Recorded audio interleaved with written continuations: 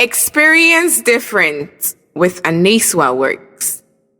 I was 22 years old when I aced my exams and qualified as a pharmacist. I always knew I wanted to be my own boss, so together with my friend Trisha, I opened a quaint pharmacy on the corner of a street in Osu. In the first few months, business was great. If people didn't come back for our great prices, they did for our charming personalities. Nothing was better than being able to share that success with my boyfriend of 3 years, Benjamin. We met in a bank and became friends after we joined dissed a guy who tried to cut in front of us in line. The next time we bumped into each other, we exchanged numbers, met for lunch, and it grew from there.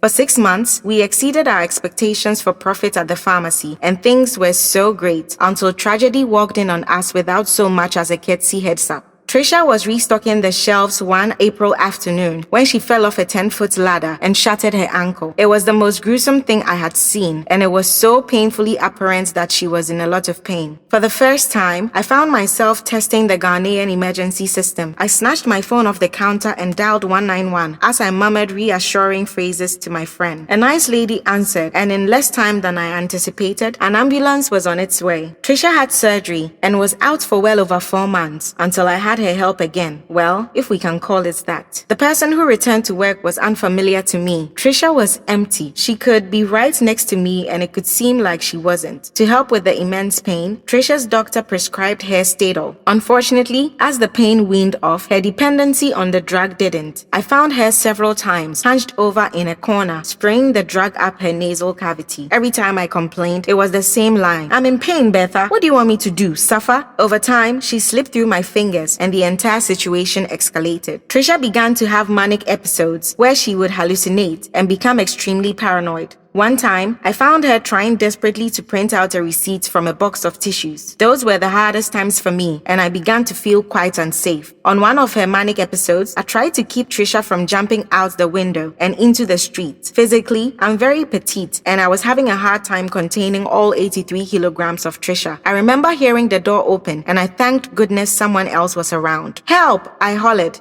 "Please, in the back, I need help." I heard the person run towards me, and as I looked up, I saw a man. He came in through the little door and wrapped his arms around Trisha, subduing her significantly. "Call an ambulance," he called. In about 20 minutes, an ambulance had arrived. I watched in disbelief as Trisha was wheeled off into the ambulance and driven to hospital. It was a couple of minutes before my attention was drawn out of limbo. It was my helper, and he wanted to make his purchase. The first thing I noticed was how tall he was, and then my eyes were drawn to the tattoos on his body, peeking out from under his sleeves. He was handsome too, and I allowed myself to get distracted by him. I liked forgetting about what had just happened. I walked back to my post behind the counter, and before I asked how I could help him, I thanked him for helping me keep my friend from harming herself. "I literally don't know what I would have done if you hadn't walked in," I said, running my hands over my face. "I'm always glad to lend a helping hand, and when it's someone as pretty as you, that's way easier," he replied, flashing me a gorgeous smile. This is going to sound completely outrageous, but I felt my knees weaken and a gasp escape my throat. He noticed this, and with his dark brown eyes trained on me, he took a daring step forward. Without saying a word, I knew exactly what he wanted to say. "What can I help you with?" I said as firmly as I could manage. "Actually," he began, "I need to get a pack of condoms." "Oh,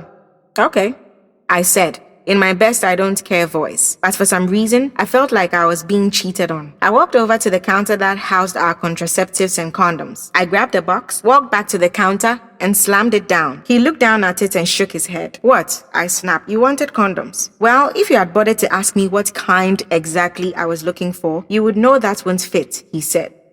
I chuckled. "What? Was he being funny or for real?" I pushed the condoms towards him. "I'm not buying something I can't use, ma'am," he said, and started to turn away. I realized he must be serious, so I made a quick trip to the counter and grabbed a box of Magnum condoms. He picked the box up, placed a crisp 20 CD bill on the counter, and walked out of my pharmacy. 29 days passed. I don't know why I kept count, except the fact that I wanted to see him again. In half that time, Trisha's addiction grew to a point where she needed to check into rehab. I watched as my shifts increased from 9 to 16 hours in order to keep the place running. This put a major strain on my relationship with Benjamin. We barely saw each other, and the rare times we did, we would spend most of it arguing about how we don't spend enough time together. I was running inventory one rainy afternoon when the bells behind the door jingled. I peered across the room casually, and there he was, tall, bearded, and covered in tattoos. He was back and he walked over to the counter. "I wasn't going to come back here," he began. "You pay very little attention to your customers." I was so annoyed by that remark. "Oh no, you're not going to come in here and diss me. You know what? It's not late. You can take your business somewhere else." Again, you didn't let me finish my sentence, he said. I rolled my eyes. "Why are you so angry?" he asked. "Why am I so angry?" I snapped. "Oh, I'll tell you why. Maybe it's because my business partner doesn't stay sober long enough to attend to one customer. I found her once trying to print out a receipt from a tissue box. Or maybe it's because my boyfriend and I haven't been intimate in 2 months. Maybe it's because I get it." "I get it," he interrupted. "You're stressed out. I get it. If you let me come around that counter though, I could help you out with that."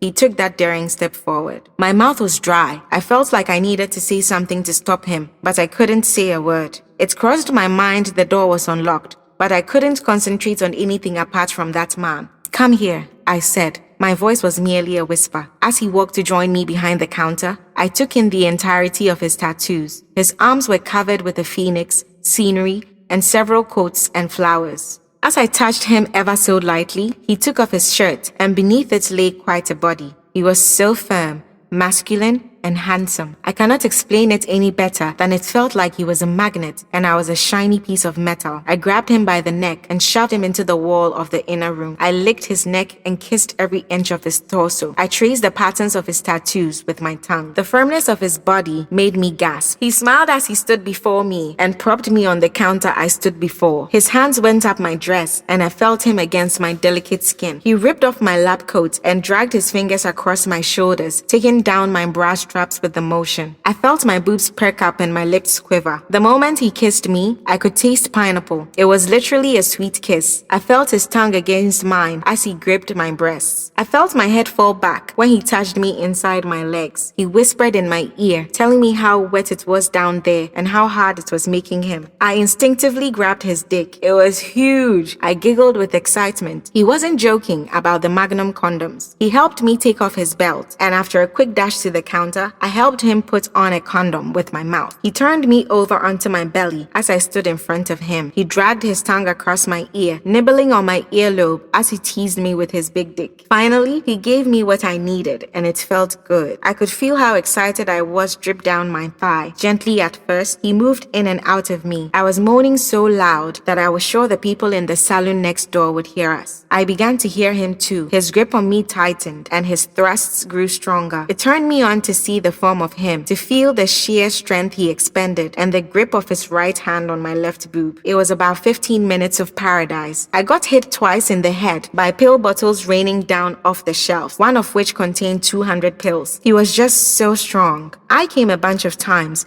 just feeding off his energy. The way he was with me made me feel like I was the only woman on the planet. He turned me around when he felt like he was going to bust. As I got down on my knees, I noticed the form in the window. With my eyes transfixed on Benjamin and my heart frozen, I heard tall guy moan with utter pleasure as he came. If ever there was a look of disappointment and disgust, it was the one Benjamin gave me as he turned to walk away. He was gone by the time I got home, the essentials of his belongings with him. Over a week, he kept returning to the apartment while I was at work and cleared his stuff out. He never spoke to me again.